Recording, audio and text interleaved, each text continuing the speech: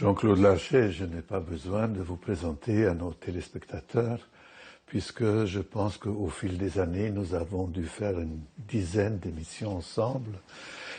Tout le monde sait que vous êtes parmi les théologiens orthodoxes, un des plus prolifiques, et que vos livres sont maintenant, on peut dire, toute une bibliothèque qui parle des différents sujets de la théologie orthodoxe contemporaine. Et là, tout récemment, vous avez publié encore un livre qui traite de la spiritualité orthodoxe plus particulièrement.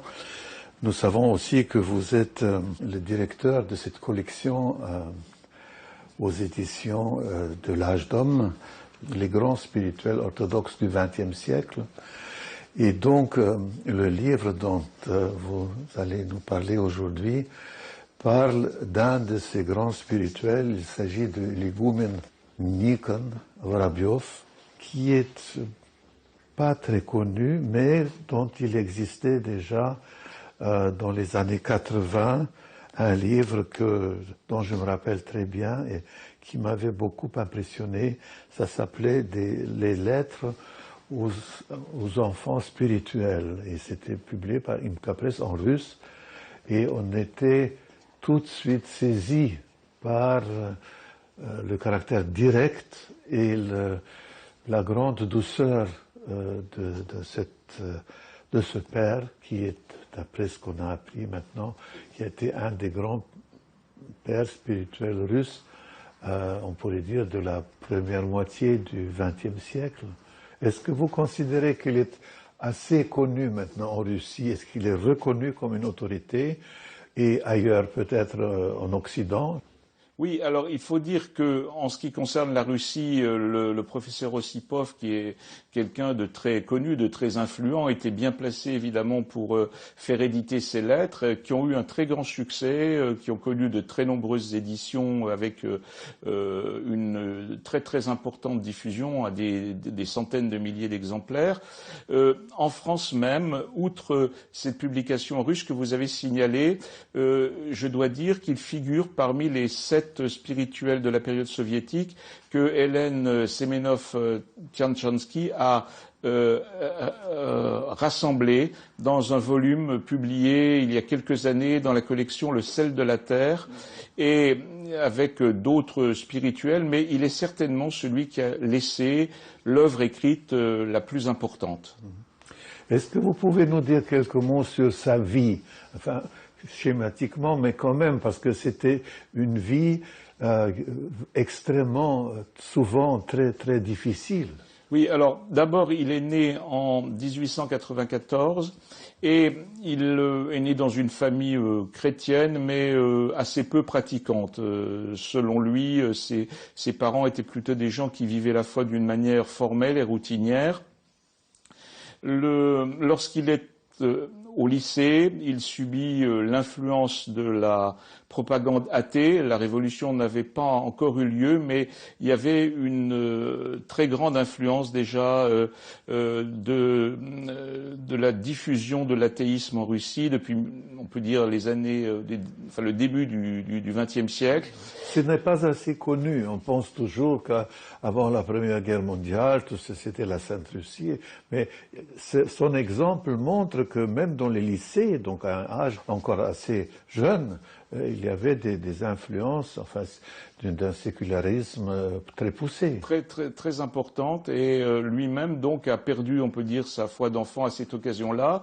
Il était quelqu'un qui se posait des questions sur le sens de la vie.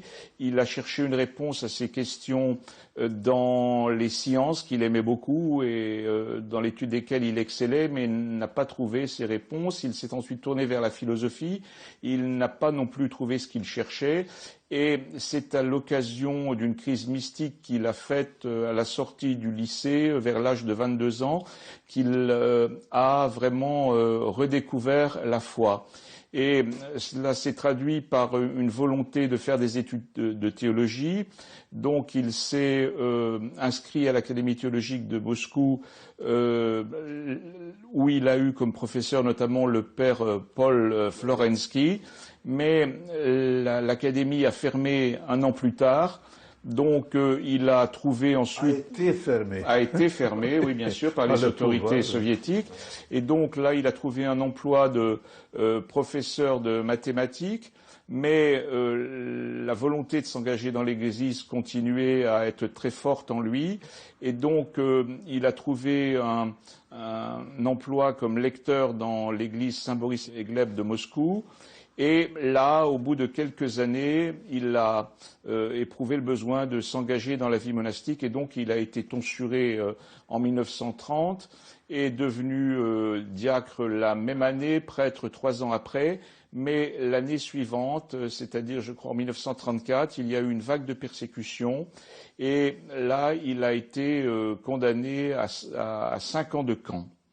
Il a eu la chance, si l'on peut dire, de n'en faire que 4, mais il a été très marqué tout de même par cette expérience des camps et il a retrouvé un poste comme prêtre, mais dans un tout petit village de campagne, et il a été plusieurs fois déplacé jusqu'à aboutir finalement dans la petite ville de Gzhatsk où il a passé une quinzaine d'années. Et on peut dire que c'est dans cette ville de Gzhatsk que le professeur Ossipov l'a connu, que Mère Magdalena de Bussy aussi, qui a été également, lorsqu'elle était adolescente, sa fille spirituelle, l'a rencontrée. Et c'est là qu'il a aussi écrit la plupart des lettres que nous avons dans ce volume. Et il est mort en 1963. 63. Oui. Vous tenez là dans votre main son livre, qui est un livre épais. Il y a 350 lettres à peu près. Est-ce qu'on peut dire qu'il y a un thème qui domine l'ensemble de ces lettres? Alors incontestablement, c'est la pénitence qui est au centre de son enseignement. Le grand problème qu'a l'homme, eh bien, c'est que précisément il n'a pas conscience de cette misère spirituelle où il se trouve, un terme qu'utilise l'higoumène Nikon, mais qu'utilisait aussi Pascal pour désigner cet état de chute. C'est-à-dire que la pénitence est en fait un moteur spirituel essentiel. Un traitement, on peut dire. Oui, tout à fait. De l'état dans lequel l'homme se trouve. Un des résultats majeurs pour l'higoumène Nikon, c'est que ça amène, ça donne, ça ouvre les portes de l'humilité. Ça veut dire que toute la valeur que peut avoir l'être humain lui vient de Dieu. Et nous pouvons accomplir comme progrès spirituel n'est pas quelque chose qui procède de nos propres forces, mais qui dépend de la seule grâce de Dieu. Et donc, si vous voulez, cette conscience de la pénitence débouche sur l'humilité, qui elle-même débouche sur une action de grâce envers Dieu. Voici ce que dit le père Nikon sur l'humilité. La mesure du progrès spirituel de l'homme, c'est son humilité. Plus la personne est élevée spirituellement, plus elle est humble. Et inversement, plus elle est humble, plus elle est élevée spirituellement. Ce ne sont pas les règles de prière, les jeûnes, la lecture de la parole de Dieu qui rapprochent l'homme de Dieu, mais c'est l'humilité. Sans l'humilité, les plus grands exploits spirituels non seulement ne sont d'aucun profit, mais ils peuvent être cause de perdition. À notre époque, on voit des gens qui se sont mis à prier un petit peu plus, à lire le psautier, à observer le jeûne, et qui déjà se sentent supérieurs aux autres, jugent leurs frères, donnent des leçons sans qu'on leur demande, montrant par là leur vide spirituel et leur éloignement du Seigneur dans un pays lointain. Crains la haute opinion que l'on a de soi. Autrement dit, ça débouche aussi sur la prière. Alors, la prière est évidemment très importante. À partir du moment où l'homme ne s'aperçoit qu'il ne peut rien par lui-même, alors il fait appel à Dieu et il a conscience aussi que tout ce qu'il peut recevoir, eh bien, c'est de Dieu qu'il le reçoit. Et donc, il insistait particulièrement sur cette forme de prière que nous aimons beaucoup dans l'Église orthodoxe, qui est la prière de Jésus, qui est une formule courte, souvent répétée, qui permet une prière beaucoup plus facilement attentive qu'une prière longue. Et donc, il a été, dans son enseignement, aussi un maître, on peut dire, de la prière de Jésus. Sur la prière de Jésus, le Père Nicone écrit « Par nos propres forces, nous ne pouvons bien sûr rien faire. Nous ne pouvons chasser les ennemis, nous libérer de leurs actions sur nous. Mais nous disposons d'une grande force, le nom du Seigneur, de Jésus-Christ. L'invocation, permanente si possible, de ce nom fait peur aux esprits déchus, les chasse, les rend sans force, tandis qu'en nous, elle renforce la foi, purifie le cœur, insuffle l'espérance en une libération du péché, fortifie la volonté de faire le bien, rétablit l'image de Dieu. En un mot, elle fait croître l'homme nouveau. » Mais il insiste aussi sur l'importance de la participation au service liturgique, c'est-à-dire la prière communautaire, où les fidèles individuellement sont portés par la présence d'autres fidèles, la communion dans cet élan de la prière commune. Oui, alors l'aspect communautaire est important, avec cette réserve que vous savez que à cette époque, il n'était pas toujours facile pour les gens de trouver une église, que les églises ouvertes étaient rares, que les prêtres qui officiaient n'étaient pas nombreux non plus, et donc il a évidemment ce souci de la relation nécessaire à l'église. Et puis il a été, étant très traditionnel, je ne dis pas traditionnaliste, mais très traditionnel, il connaissait bien la vie intérieure de l'Église. Il a quand même été quelqu'un qui a beaucoup défendu et recommandé la communion fréquente, le plus fréquente, comme on dit, quelque part possible. Oui. Donc, et ça montre que tout au long du XXe siècle, c'est vrai qu'il n'est pas le seul, mais les meilleurs ont quand même été tous d'accord sur cette comment dirais-je, ils souhaitaient tous que la communion puisse être plus fréquente qu'elle n'était, disons, au début du XXe siècle encore, où les gens se satisfaisaient très souvent d'une seule communion par an. Oui, c'est vrai. C'est un thème aussi qu'on trouve chez un autre grand starets de la même époque, le père Alexis Metchev, oui. Et donc sur lequel on a aussi dans cette collection publié un livre. Et le problème, si vous voulez, le vrai problème de la communion n'est pas celui de sa rareté ou de sa fréquence, mais c'est celui de sa préparation, si vous voulez. Ça, c'est bien dit. Oui, parce que il s'agit d'acquérir des dispositions intérieures, si vous voulez, qui permettent de recevoir la communion dans un esprit particulier. Et il insiste, et je pense que c'est aussi très important, sur le caractère nocif du fait de juger les autres, les prochains, les autres, oui, le jugement d'autrui, pour lui, est quelque chose qui est comme un empêchement d'une vie intérieure, comment dirais-je, prospère. Voici ce que dit le Père Nicone sur le jugement du prochain. Je te prie encore instamment, ne juge personne, et pour cela, efforce-toi de ne rien dire sur quiconque, ni du bien, ni du mal.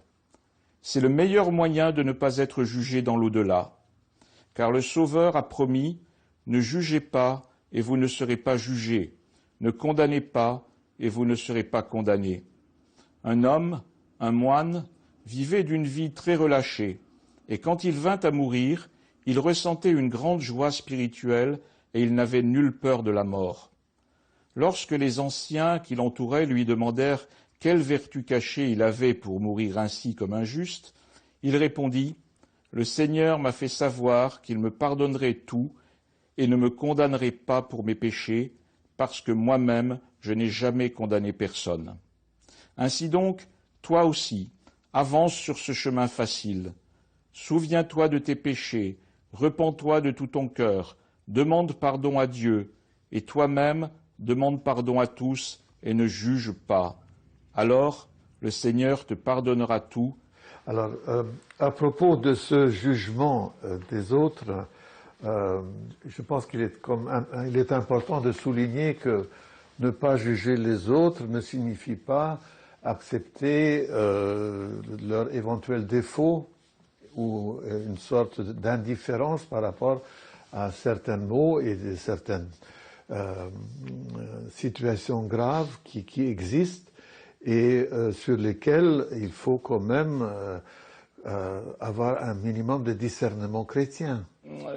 Ça nous ramène évidemment au problème du discernement et peut-être aussi de la direction spirituelle, Oui. et parce qu'il a des choses aussi assez originales sur ce sujet, du fait que à son époque, il n'est pas facile de rencontrer des prêtres et encore moins de rencontrer des startsi, des pères spirituels, des vrais directeurs spirituels charismatiques pouvant mener une vraie direction spirituelle.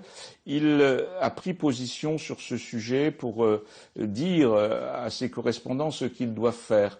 Il dit notamment, il est très pessimiste sur la possibilité même de trouver un seul père spirituel à l'époque où il s'exprime.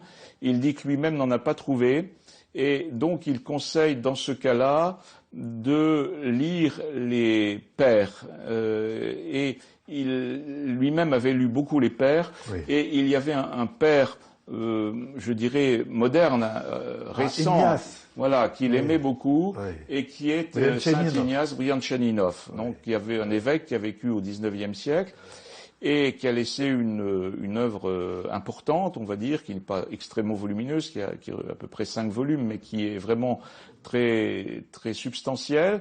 Et il recommandait à ceux qui étaient en correspondance avec lui de lire les pères, de lire l'écriture aussi, et de fixer leur comportement sur les conseils des pères. Il disait que peut-être, si on a de la chance, on peut arriver à trouver un prêtre qui va dans la bonne direction, dans la direction où on souhaite aller, mais que, en tout état de cause, il faut vérifier même les conseils qu'il donne à l'aune de l'enseignement de l'écriture et des pères. Saint Simeon, le nouveau théologien, il est aussi très pessimiste et oui. Il fait appel au discernement des fidèles eux-mêmes. Oui, oui, et tout à fait. Par exemple, même Barzanuf et Jean de Gaza disaient qu'à leur époque, il n'y avait que 3 pères spirituels dans tout le monde chrétien. Donc, peut-être que ça relève d'une exigence très, très grande. Oui. Mais il dit en tout cas que si on n'arrive pas à trouver les conseils dont on a besoin, il faut faire confiance au Seigneur lui-même qui inspirera alors le bon comportement. Mais évidemment, il y a le risque dans ces conseils que des gens se croient autorisés de ne pas rechercher du tout de père spirituel, et c'est vrai que tout de même dans l'Église orthodoxe, la relation au père spirituel est très importante, elle a une valeur formatrice. Et lui-même, d'ailleurs, n'était pas, je dirais, tout à fait un modèle de l'enseignement qu'il donnait, puisqu'il a exercé une réelle paternité spirituelle. Il était le père spirituel de tous ses correspondants dont nous pouvons lire les lettres, et de bien d'autres à qui il n'a pas écrit parce qu'il vivait à proximité de lui.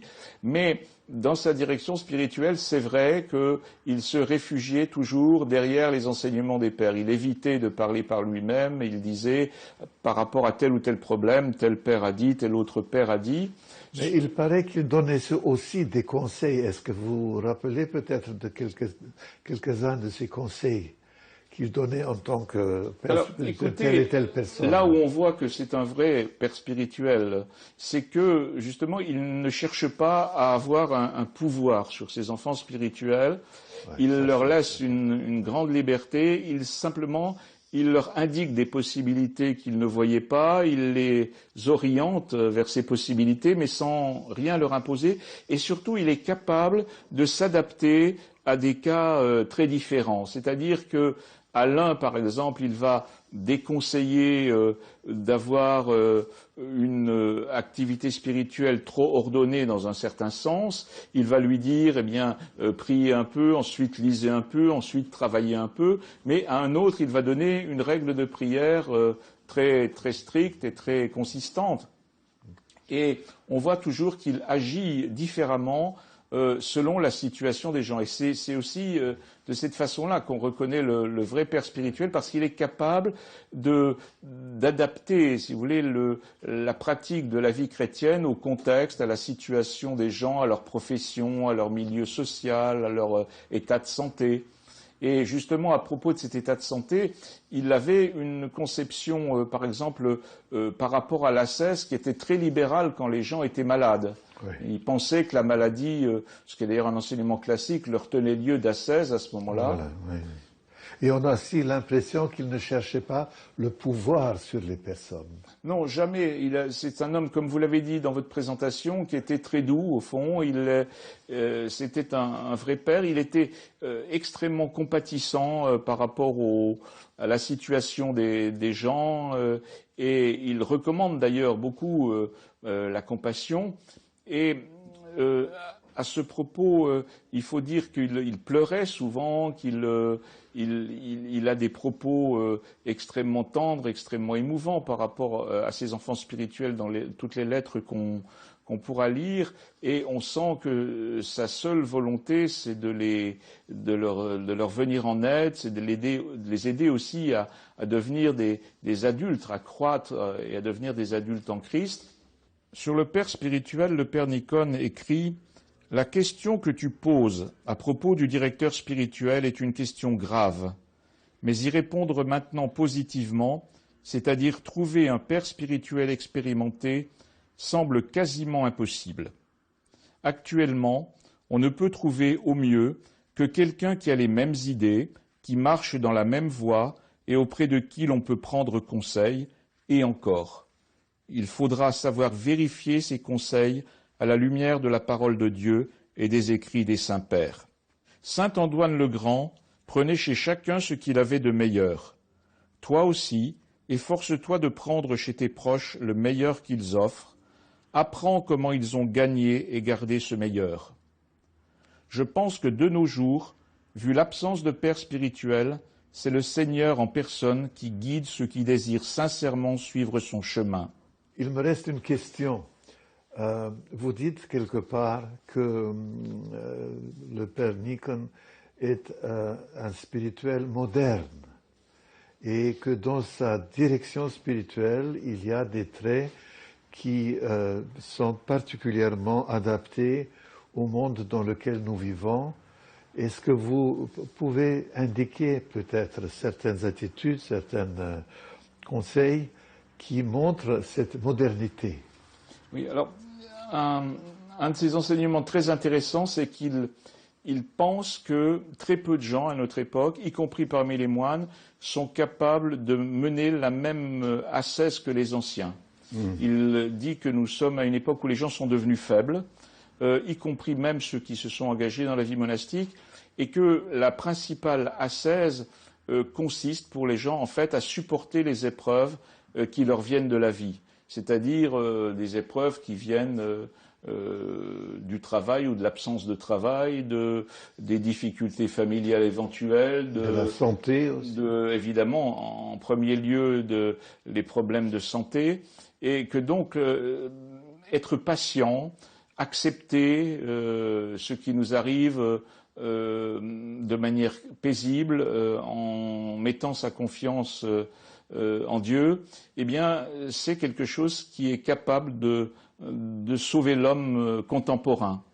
Et il a un sens de l'ascèse aussi qui est, dans la mesure où, évidemment, le jeûne fait partie de la vie chrétienne, où les veilles aussi, notamment pour les moines, sont inscrites dans la vie quotidienne.